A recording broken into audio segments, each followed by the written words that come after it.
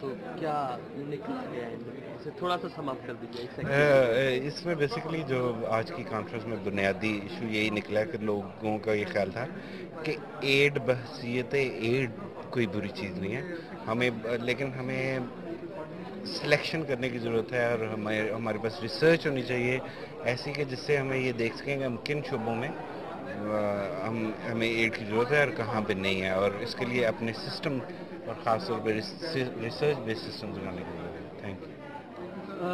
جو اس میں اس حوالے سے بات ہے کہ جو پاکستان میں جو ایڈ آتی ہے اس کی جو منیٹرنگ سسٹم کس طرح کا ہونا چاہیے، کس ریکمنڈیشن یا اس طرح کے حوالے سے؟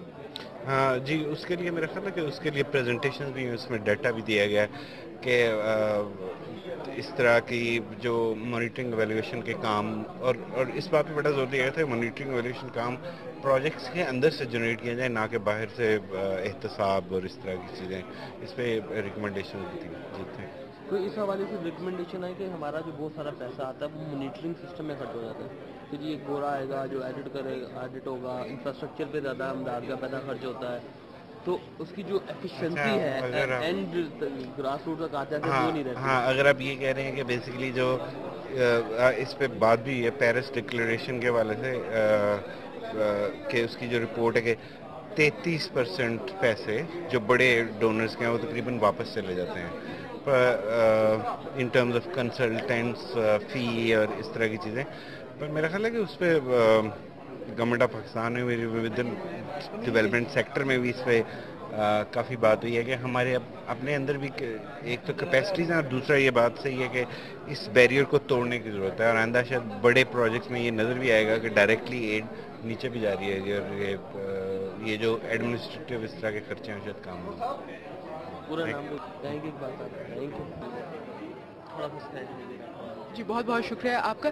ضرورت میرا خیال میں جی سیمینار تو آج ہوا ہے، لیکن ضرورت جو ہے وہ برسوں سے ہے. ہم جب بھی اکنامک اسسٹنس کی بات کرتے ہیں، چاہے وہ ایڈ کی شکل پہ ہو، چاہے وہ گرانٹ کی شکل پہ ہو، چاہے وہ لون کی شکل پہ ہو، ہم ہمیشہ کہتے ہیں کہ ہم کشکول توڑیں گے. ایک جنرل پرسیپشن یہ ہوتا ہے کہ کیونکہ ہم میں کوئی نااہلیت ہے، ہم اتنے اہل نہیں ہیں، اس لیے ایڈ آ رہی ہے، اور وہ ایڈ جو بھی آ رہی ہے اس سے کوئی فائدہ نہیں ہو رہا، کرپشن ہے. سو ایک جنرل فیلنگ آف ڈسپونڈنسی، ایک ڈپریشن ہوتی ہے. ہم یہ ہائی لائٹ کرنا چاہ رہے تھے کہ ایڈ یا اسسٹنس جسے کہتے ہیں اکنامک اسسٹنس جو ہے وہ آج کی دنیا ہو، کل کی دنیا ہو، یا آنے والے کل کی دنیا ہو، وہاں پہ اسسٹنس ہوگی. ہم اپنی سروسز کے ذریعے مڈل ایسٹ کو کب سے اسسٹ کر رہے ہیں. امریکہ یا برٹن جو ہے وہ ہمیں اکنامک اسسٹنس کب سے دے رہا ہے. اے ڈی بی کو ہم in terms of technical assistance ہم کب سے دے رہے ہیں، وہ ہمیں بدلے میں کیا دے رہا ہے. سو ضرورت اس بات کی ہے کہ ہم یہ نہیں کہیں کہ کوئی شخص اگر ہمیں چیک پہ سائن کرتا ہے تو اس کا ہاتھ اوپر ہے اور ہمارا نیچے ہے. نہیں، ہم اکنامک اسسٹنس کو اکنامک پارٹنرشپ میں کس طرح بدل سکتے ہیں، کیا رویے چاہیے ہوتے ہیں تاکہ ہم اکنامک اسسٹنس سے ڈیولپمنٹ کی طرف جائے. اور ہم یہ بھی تھوڑا سا اس سیمینار کے ذریعے ہم چاہتے تھے تھوڑی سی انفارمیشن، کچھ فگرز کہ جی آخر اسسٹنس کتنی آ رہی ہے، وہ کہاں کس کس سیکٹرز میں جا رہی ہے، کن کن ہاتھوں کے تھرو جا رہی ہے، تاکہ شہریوں کو باشعور بھی بنایا جائے، تاکہ وہ سوال پوچھ سکیں کہ یہ جو تعلیم میں 899 ملین US ڈالرز آئے ہیں وہ کہاں گئے ہیں، کون سے سب سیکٹرز میں گئے ہیں، کون سے جیوگرافیکل ایریاز میں گئے، تاکہ اس علاقے کے عوام جو ہے وہ پوچھ سکے کہ ہمیں فائدہ کیوں نہیں ہو رہا اگر یہ اسسٹنس واقعی آئی ہوئی ہے.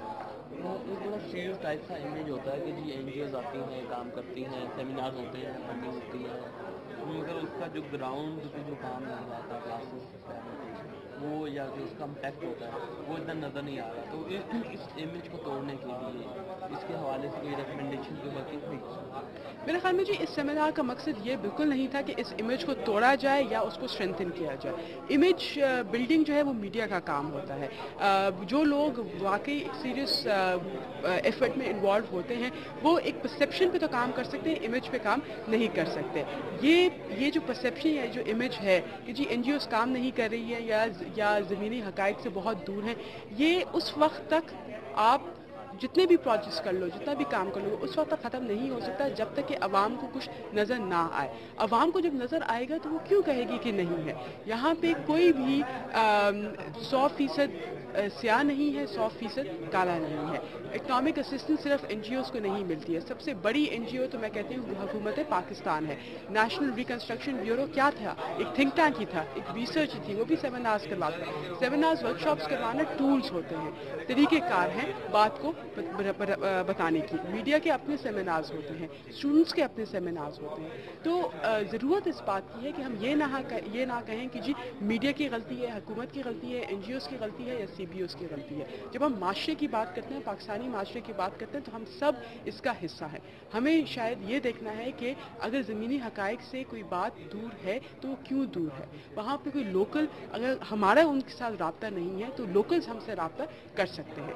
ज़रूरत इस बात की है कि आगे बढ़ के काम एक साथ किया जाए। एक जो बहुत सारी अमदाद आती है या एड आती है, जो भी आप उसे कहनी है, सब आता है फाइनेंशियल पार्टनरशिप की जिससे आपकी बात होती है। तो एक जो बड़ा जो चीज़ देखने में आई है कि बहुत सारी चीज़ें या तो एक कंसल्टेंट आएंगे, बाहर से आएंगे जो कि वो करेंगे, तो उसका एक बहुत बड़ा हिस्सा मेजर पोर्शन जो होता है कि वो आप समझ लें कि वो वापस उन्हें चला जाता है, पेपर हो जाता है। उस वक्त जो बचता है वो बाकी सारा जो कि इंफ्रास्ट्रक्चर फैसिलिटीज़ पे आ जाता है। ठीक है, वो जो काम पे जो आते आते बहुत थोड़ा आ जाता है। तो इसके हवाले से भी कोई रिकमेंडेशन आज डिस्कस हुई? बिल्कुल जी, इस बात पर भी बहस हुई और इस पे ये देखा है, जो हमारे एक्सपर्ट्स हैं उन्होंने हमें ये बताया कि इसकी दो वजूहात हैं। आपने बात की कंसल्टेंट्स के हवाले से कि वो कंसल्टेंट्स की मद में बहुत सा पैसा वापस चला जाता है। उसकी जी दो वजूहात हैं। एक वजह तो ये है कि अगेन ट्रांसपेरेंसी के इश्यूज़, करप्शन, मेरा और आपका मामला तय हो गया तो हमने ये मामला तय हो गए। दूसरी जो एक्चुअल रीज़न ये भी है कि बहुत से सेक्टर्स में, बहुत से सब एरियाज़ में हमारे यहाँ बदकिस्मती से वो कैपेसिटी मौजूद नहीं है। मेरे ये कहने का मकसद हरगिज़ नहीं है कि हमारे यहाँ टेक्निकल नॉलेज नहीं है। टेक्निकल नॉलेज है, लेकिन टेक्निकल नॉलेज का मतलब ये है कि अगर मेरा नॉलेज वाटर एंड सैनिटेशन का है तो मेरा शायद नॉलेज जो है वो डैम बिल्डिंग का शायद इतना ना होगा।